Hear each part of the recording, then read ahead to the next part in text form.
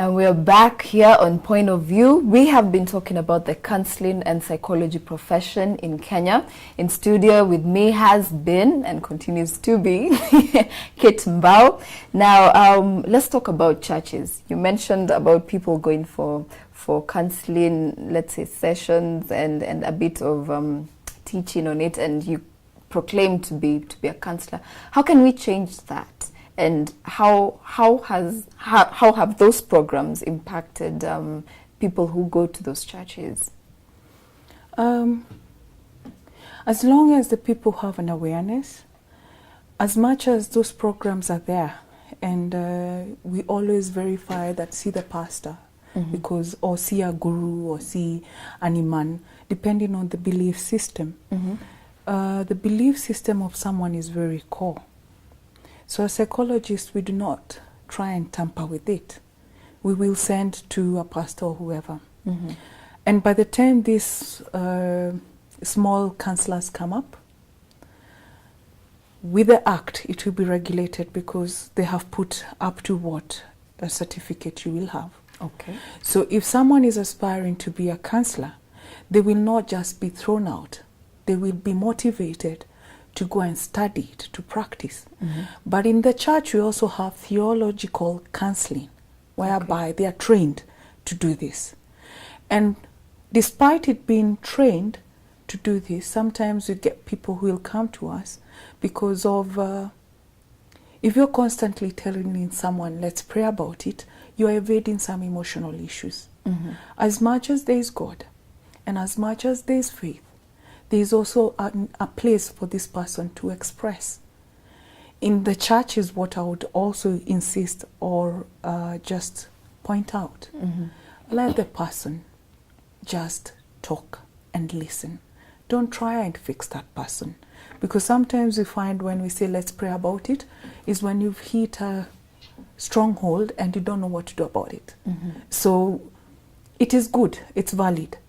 But the profession there is spirituality, and we also recognize that spirituality is a key thing to the human soul. It is, and especially in Kenyan society. Yes, and not even the Kenyan. We say the person is first, has three sides. There is the mind, there is the soul, and there is the emotion. So you cannot neglect either and say we will stand in the gap. Let the spiritual people do what they need to do. And again, in our culture, there is the bit where we talk about possession. It is a very thin line to know who is possessed and who's suffering from a mental illness. And it's high time that even the church, as much as we do the prayers and everything, start embracing that it is okay to also embrace that there is mental illness and not necessarily possession. But again, we go back and throw it. Maybe a new theory might come up. Becomes a confusing... Maybe a new theory might come up because the paranormal is a place that most of the time it's uncharted. Yes. So we do not call it null and void. Depending on the belief system of this person, the way they were brought up, we embrace it because they believe in it. And as long as it does not stop them from functioning, then it's valid. Now, mental illness, one thing I never said, when we say someone is mentally ill, what makes us say that this person needs help is when 3 to 4 areas are affected. When they are unable to function socially, they are unable to function in terms of work, they are preoccupied with a certain way of doing things, depending in one of the diagnoses. They have self-neglect in the sense their general hygiene, or they're not eating well, or they're sick and they're constantly doing that which they're not supposed to do. For instance, if someone's liver is already affected by alcohol and his liver functions are already showing that he's almost having liver cirrhosis and he's constantly drinking, then we call that insane. So now that's where we say mental illness, everyone has a certain degree. But what defines the degree, we say again, is how far down are you or how far up are you. But if you are able to function in the society without harming others or yourself, and you're not dependent on anyone at a certain age, then you are functional. But if you're not functional, it means you need help. Okay, all right. But can you actually be functioning but still have a little bit maybe of a mental problem or an illness? There is a theory that says we are all insane. Yes, we've had that one. We are all insane. We all have small traits of personality disorders, narcissistic, bipolar, mood swings, a bit of depressive. But if you're functioning, you're not suicidal, you are providing, you are taking care of yourself, your responsibilities are well taken care of, you're not thinking of killing other people or drinking their blood, then you're functioning. You're functioning. That's very true, very true.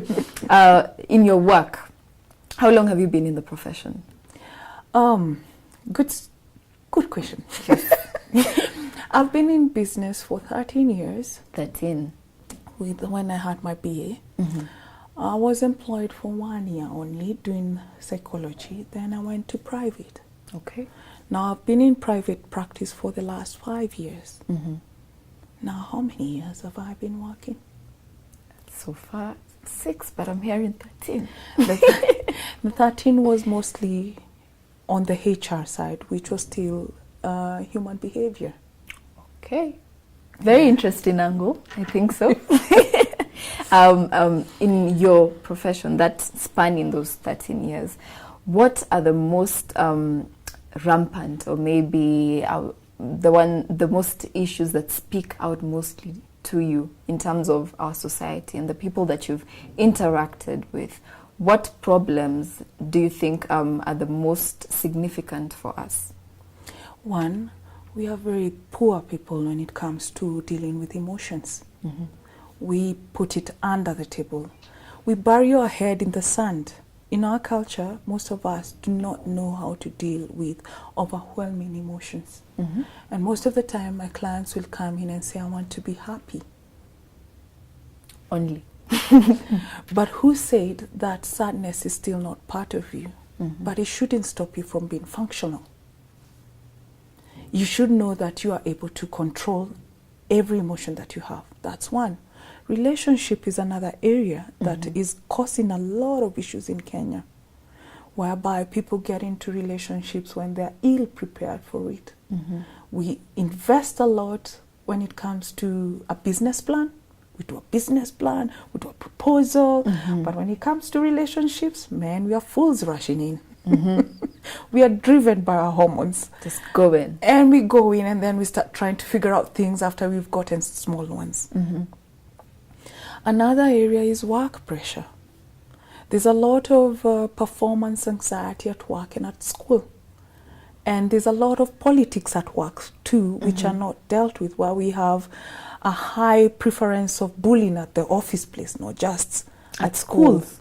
So we have dealt so much with school bullying, but we have not tackled the bit of office bullying. And the issues go on and on. And the other one that has been rampant recently is trauma, which we're not really dealing with it the way we should. Because the first post-election that happened in 2000, I think it was back 2004, gave way to another one in 2007. The larger one. The larger one. But guess what? We are a ticking bomb. Because issues have not yet been addressed. And there are still kids that are coming up from every post-election violence that are traumatically affected. There's a natural resilience that we need you to snap out of. But again, if you're constantly being faced by the same thing over and over, there's a time your natural resilience will die off. And it's high time, as a society, we start thinking of how we want to handle such things. So basically I forgot. And depression is rampant. Indeed, indeed. These are signs maybe I perceive to be of a developing society.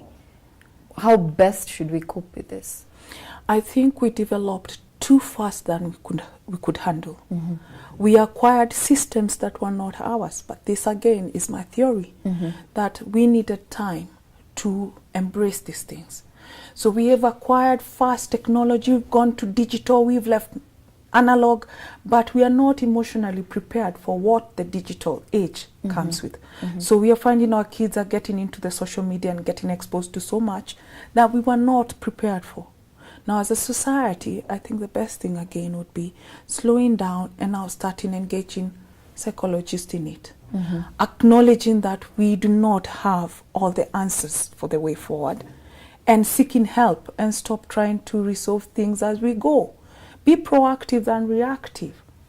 Be more aware that we are not living in the Stone Age, now not even analog, where we relied on the medicine men.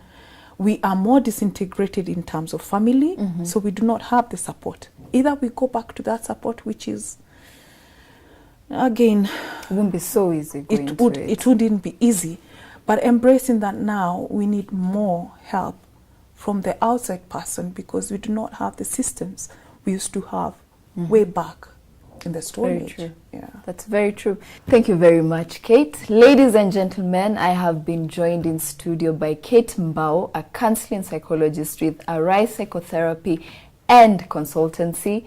We have been looking at the counseling and psychology profession in Kenya, the strides it has made and the steps forward into a better society for us as Kenyans. In essence, ladies and gentlemen, do not struggle with your stress and maybe die from it, but reach out for a little help. It is okay. I've been your host, Linda Kruger, right here at Point of View.